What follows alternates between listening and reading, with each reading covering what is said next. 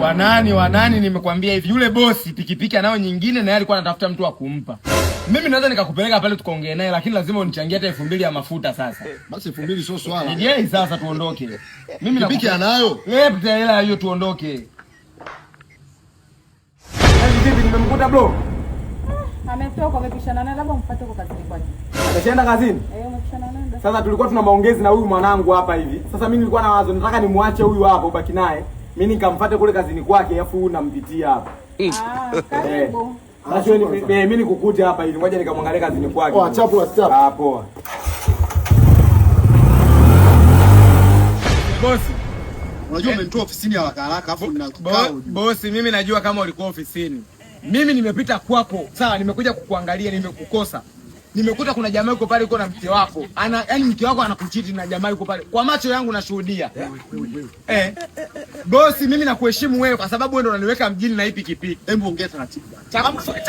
Mke wako yupo na mwanamke nyumbani kwako kabisa, nyumbani kwako. Mimi ni kwa macho yangu nashuhudia hivi. Sasa nakupelekaje hata kama ni bosi? Nilipe 3000 yangu, haijalishi ni bosi wala nini. Nipe 3000 nikupeleke. Yuko na mke wako hivi. Ongea sana sasa, ungasha chombo tuondoke. Mimi mpaka nikabaki na shangaa, huyu amewaza nini huyu mke wa bosi? Haraka sana.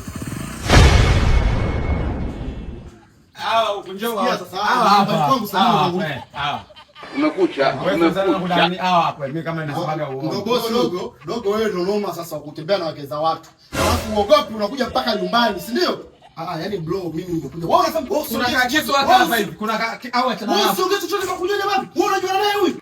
Dogo mimi nitakunyonya mavi 100. Mnyonya mavi. Lazima usininyonye bro. Nisikilize. Yaani mimi anakunyonya. Bro mimi nimekuja kuchukua mkataba, huyu hapa ndo amenileta msiba. Wewe si ndo huyu? Wewe unamwona huyu ana akili? Huyu ni mwanangu. Alinifuata pale akasema anataka pikipiki ya mkataba. Na wewe si unayo, ulikuwa unatafuta mtu wa pikipiki ile nyingine. Sasa wewe unanidai 5000 ya hesabu, nilikupa 5000 asubuhi. Kwa hiyo huyu nikamwambia nipe 2000. Nilipokufuata ofisini nikasema bosi huyu unaweza nikamfuata, akaniambia atakuja tuongelee jioni. Kwa hiyo nikabidi nisingizie huyu kuna mtu anakufuma, uje kufumania itakuwa rahisi kunipa 3000. Tufanye kitu kimoja, usiwe na jazma bosi wangu, sawa?